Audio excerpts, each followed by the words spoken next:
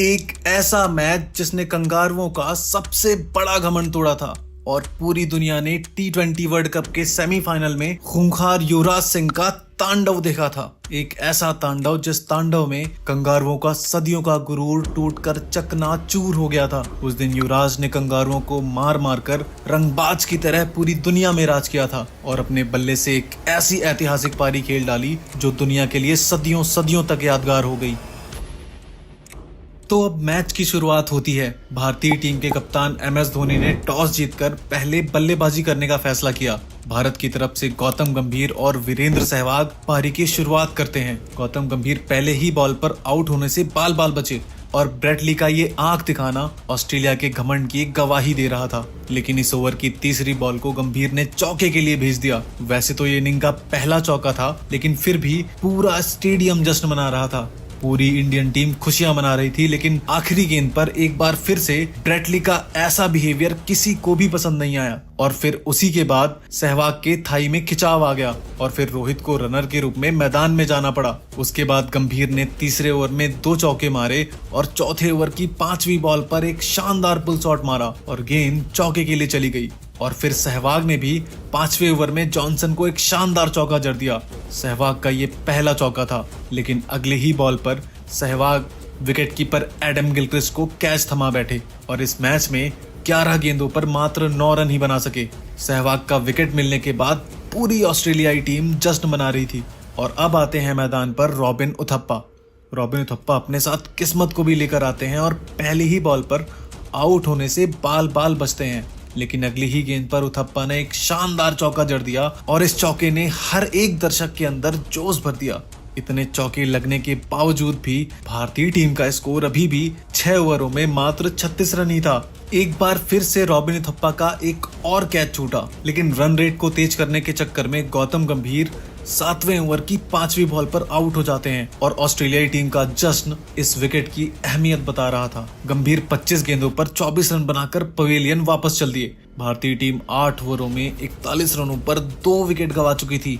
Australia जैसी team के सामने ये शुरुआत हार की तरफ इशारा कर रही थी। अब सिक्सर किंग युवराज सिंह मैदान पर आते हैं और उनका स्वागत एक तीखी बाउंसर से किया जाता है, लेकिन अगली ही बॉल पर एक बार फिर से उनके सर के पास गेंद करी गई, लेकिन युवराज सिंह ने उस गेंद को छक्के के लिए भेज दिया। उसके बाद युवराज सिंह ने 9वें ओवर की 5वीं बॉल पर एक और शानदार छक्का जड़ दिया और युवराज सिंह के सिक्सेस को देखकर पूरा स्टेडियम झूम रहा था। पूरी भारतीय टीम खुशियां मना रही थी और अब भारतीय टीम का स्कोर 10 ओवरों में 60 रन था। लेकिन अब इसके बाद तो मैदान पर एक ऐसा तूफान आने वाला था जो सब कुछ उड़ा ले जाने वाला था। युवराज सिंह ने साइमंड्स को पहली ही बॉल पर चौका जड़ दिया और उसी ओवर की चौथी बॉल पर उथप्पा ने एक छक्का मार दिया और बाद में उसी ओवर की लास्ट बॉल पर युवराज सिंह ने गेंद को हवाई यात्रा के लिए भेज दिया। युवराज लगातार चौके और छक्कों की बरसात कर रहे थे और हर गेंद को बाउंड्री के बाहर भेज रहे थे और अब तक युवराज सिंह ने मात्र 20 गेंदों पर 51 रन कूट दिए थे और इसी के साथ युवराज की 50 पूरी हुई।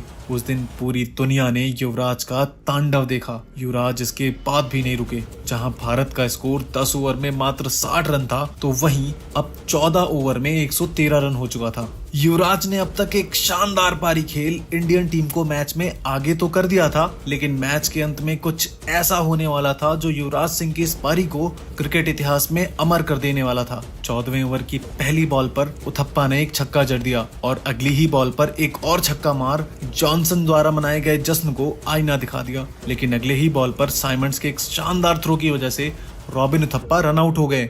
अब मैदान पर टीम इंडिया के कप्तान धोनी आ रहे थे और धोनी ने मैदान पर आते ही साइमंड्स की पहली ही बॉल पर चौका जड़ उनकी खुशियों पर पानी फेर दिया। युवराज ने भी 5वीं बॉल पर चौका जड़ दिया और 17वें ओवर की दूसरी बॉल पर युवराज सिंह ने गेंद को तारामंडल में भेज दिया। अगली ही बॉल पर युवराज सिंह आउट हो गए, लेकिन तब तक युवराज सिंह अपना काम कर चुके थे। युवराज सिंह ने इस मैच में मात्र 30 गेंदों पर 70 रन बनाए थे। अब टीम इंडिया का स्कोर 155 रनों पर 4 विकेट था। और मैदान पर थे रोहित शर्मा और MS धोनी।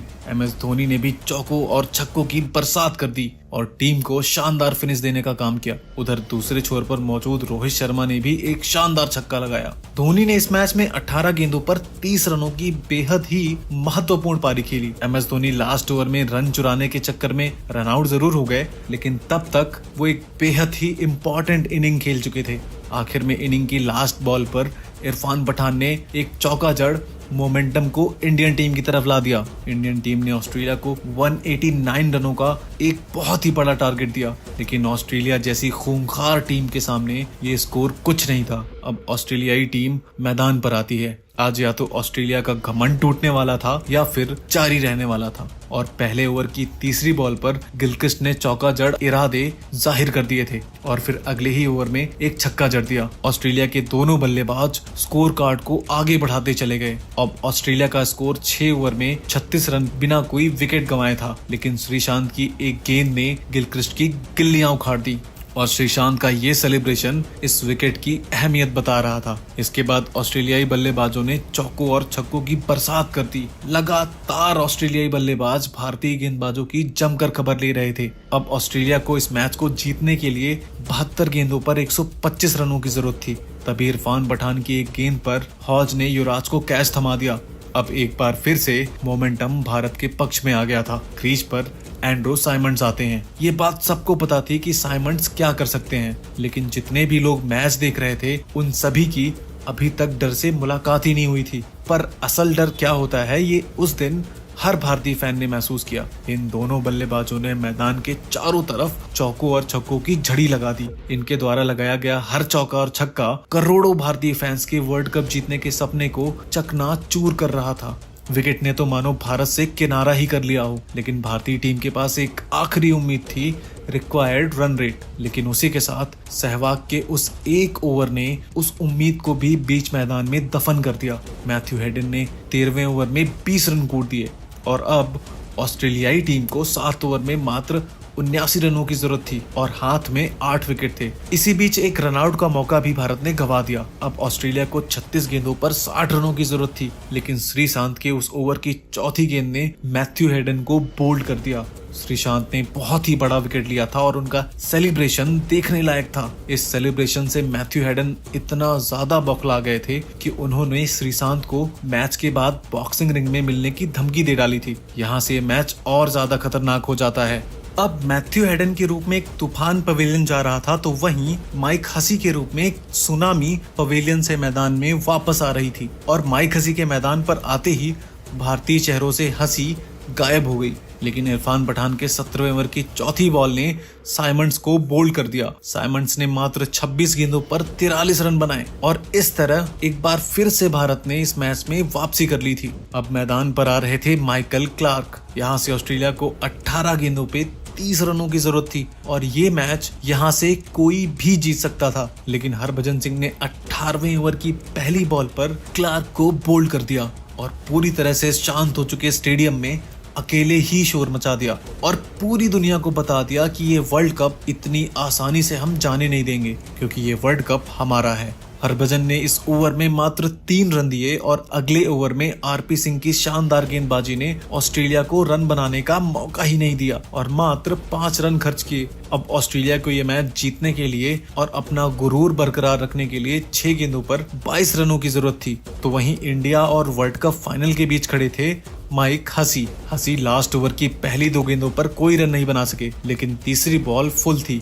और माइक हसी ने बॉल को हवा में खेल दिया। युवराज सिंह ने एक शानदार कैच पकड़ इस मैच को अपनी तरफ ला दिया। अब ये मैच पूरी तरह से भारत ने जीत लिया था और सिर्फ औपचारिकता ही बची हुई थी, क्योंकि 3 गेंदों पर 22 रनों की जरूरत थी और जोगिंदर शर्मा ने 5वीं बॉल पर ब्रेटली को क्लीन बोल्ड कर दिया और भारतीय टीम ने इतिहास लिख दिया। एक ऐसा इतिहास लिखा गया जो क्रिकेट की धरती पर हमेशा के लिए अमर हो गया। ये कहानी थी ऑस्ट्रेलियाई टीम के घमंड के टूटने की। एक ऐसा घमंड जो दशकों से क्रिकेट की धरती पर राज कर रहा था और इसी जीत के साथ भारतीय टीम ने फाइनल में एंटर कर लिया था। इस मैच में युवराज सिंह के 30 गेंदों पर शानदार 70 रनों की पारी के लिए उन्हें मैन ऑफ द मैच का अवार्ड दिया गया।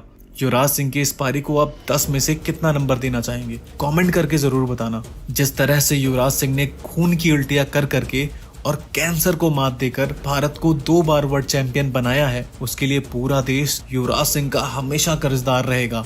वीडियो अच्छी लगी हो तो वीडियो को लाइक कर चैनल को सब्सक्राइब जरूर करें। और हाँ दोस्तों, YouTube में तो वीडियोस मैं काफी दिनों के बाद ही डाल पाता हूँ, लेकिन टेलीग्राम पे मैं हमेशा अवेलेबल रहता हूँ। आप मुझसे जुड़ने के लिए डिस्क्रिप्शन में दिए गए लिंक से मेरा टेलीग्राम चैनल ज्वाइन कर सकते हैं। मिलते हैं टेलीग्राम में।